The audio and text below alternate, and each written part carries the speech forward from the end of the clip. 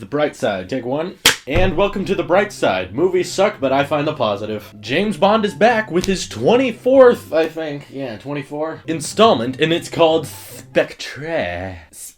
Tree? Or is it Spectre? Someone in department screwed up because those last two letters should be switched around. Spectre is definitely going after that classic Bond style. It's elegant and sexy and classy and all rich feeling. And if you're looking for that perfect Bond-esque film, Spectre will definitely satisfy you. What's weird is how it holds up against other action movies in 2015. It appears that in Rotten Tomatoes' case, if you want a higher Rotten Tomatoes score, you're gonna need to put jokes in that movie. There's not a whole lot of jokes in Spectre. And it's getting something like a 67 versus The Martian, which got a 93 because it's funny. And you gotta have the jokes!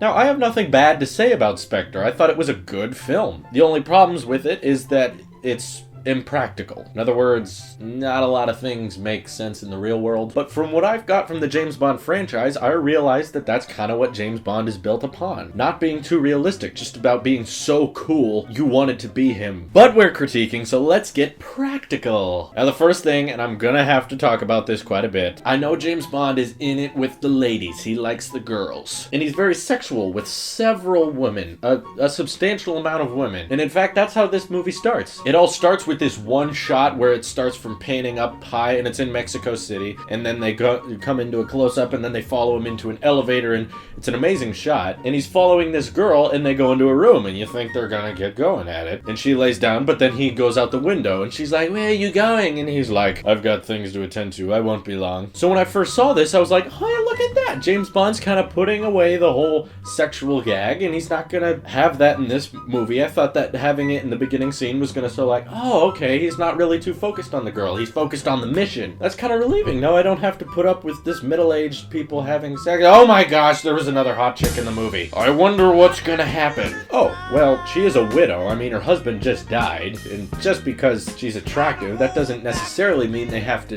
do it in the... Nope, not much chemistry. Where did we meet? At your husband's funeral. That seems like a reasonable enough reason to get together and just hook up for one time and then never see each other again. They're in love because they're both straight people who are probably within the same age range. That's all it takes, apparently. This is another moment of...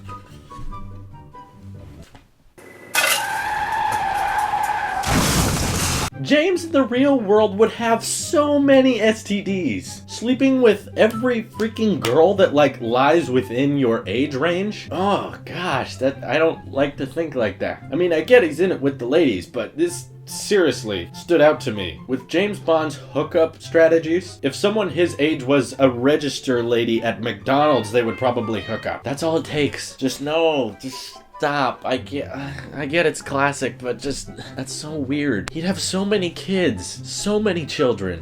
He'd probably have something like 100 children. Just, that's weird. And that woman he first sleeps with never shows up again. Yep, he literally just saved her life from being assassinated and then slept with her and then gone forever, never to be seen again. So anyway, plot-wise, there's some evil organization that wants to hurt people with terrorist attacks, and they have stupid reasonings behind it that throw out all morality. And the big bad evil man who does human trafficking is that guy from Inglourious Bastards and Django, and the great German actor, again, tending to the classics by being German. I'm not gonna go too deep into the plot because I think it's a little dull, and if you've ever seen a James Bond movie, you know how these plots work. While Bond is going after this human trafficking dude, there's a different guy that the spy agency has to fight who's obsessed with technology and information, but one of the technologies he's not aware of is elevators. He's got this giant spiral staircase going up an entire skyscraper, and this guy's so evil. The worst villain James Bond may have ever seen. He wants to unite all the world's intelligence agencies to create one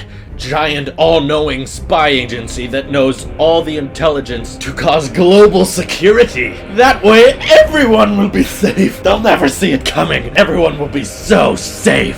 How evil. So while the agency is preoccupied with fighting that guy who wants to shut down all of the spies so they don't have to work anymore. Oh no. then Bond would be unemployed. And then Bond has to go rogue. And to find more information about this evil German guy, he goes to a dude who's been declared dead, finds him, and then after getting the information he needs, he kills himself. And Bond swears, before he kills himself, he swears that he'll protect his daughter. He gave him his word. I wonder what him and the daughter are gonna be like. Do you think he has a realistic daughter, or do you think she's like hot beyond imagination? I don't know, we'll see. Yep, they do it. Moving on, the two of them hook up and then go on an adventure together because she's like, I'm going with you because I must know. but it's too what the heck, why do I even try? Then watch the two of them face the most evil villain of all, Monologue Man. He will talk forever with no end. Turns out he's connected to the United Spy Agency that everyone was worried about. And he has all the information. Oh no! It doesn't matter, they blow it all up. He had this watch that he got while he was tied up. Villains still can't figure out that you should tie James Bonds or spies, anyone really. Tie their hands separate, away from each other. That way they can't reach into anything, and you can see what they're reaching if they're trying to do anything. Not that I would know about tying people up and keeping them hidden. I don't know about that. Just saying. It's not that complicated. Now, he has a watch that explodes when he presses it down and throws it, and that distracts the villain and knocks him over to the point where it bangs up his face, but it doesn't kill him somehow. And that explosion also gives him and his girlfriend enough time to run outside to the unguarded helicopter with the keys in the ignition that's ready for them to leave, and enough time for him to say, let's go home. And then everything blows up in the background in this giant explosion. And again, that explosion didn't kill the bad guy somehow. Another bad idea the bad guys had was rigging his entire facility with C4 somehow. Every little thing blew up. You need some kind of ignition to cause an explosion. Things don't just blow up on their own. I don't know what the heck. It's James Bond. Everything explodes. So again, that didn't quite kill Monologue Man, so we'll see him later on. Anyway, the girlfriend then decides, I don't want anything to do with you, Bond. I'm gonna leave. You know, great timing. I wonder what'll happen to her. She gets caught. Then Bond has to track down the old Monologue Man inside the old dead spy agency building, and he monologues some more and then is like, hey, if you want to save her life, she's in this building, and you'll never have enough time. You'll die a hero. So this explosive cord is rigged up to her, and he gives him like 3 minutes to find her and leave. And Monologue Man probably got out in like 1 minute, so why don't you set it to 1 minute? Monologue Man is literally trying to kill James Bond in this scene. This isn't some quiz, so why don't you just set the bomb for 1 minute and say, you're screwed, goodbye. I can get through the helicopter in 1 minute, but I gave you 3 because I'm not that unreasonable. But since you're not quite that good of a spy, you probably won't make it. I don't know what accent that is. It's bad. Monologue Man accent. So Monologue Man is flying off in a helicopter, and then Bond escapes the building with a boat, and with a pistol at night to a helicopter on a boat, he's able to shoot the exact place on the helicopter that causes it to explode, the fuel tanks or whatever. Now that you can say like, wow, he's such a great shot, or you could say, is that really possible? Again, he's a good shot, but I mean, just in the last movie, he was having a hard time keeping his hands straight.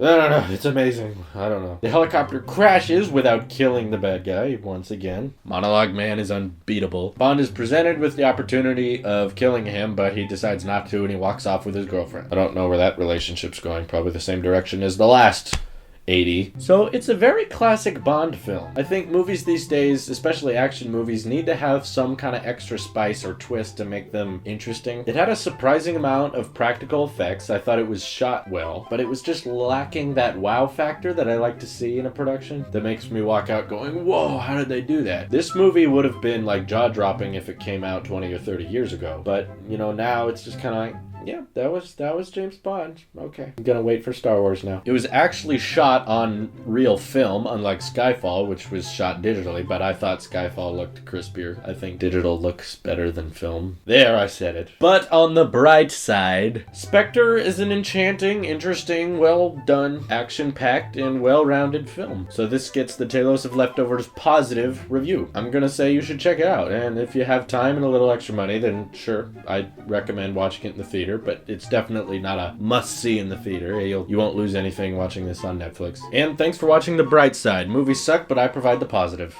At the end, I guess. And...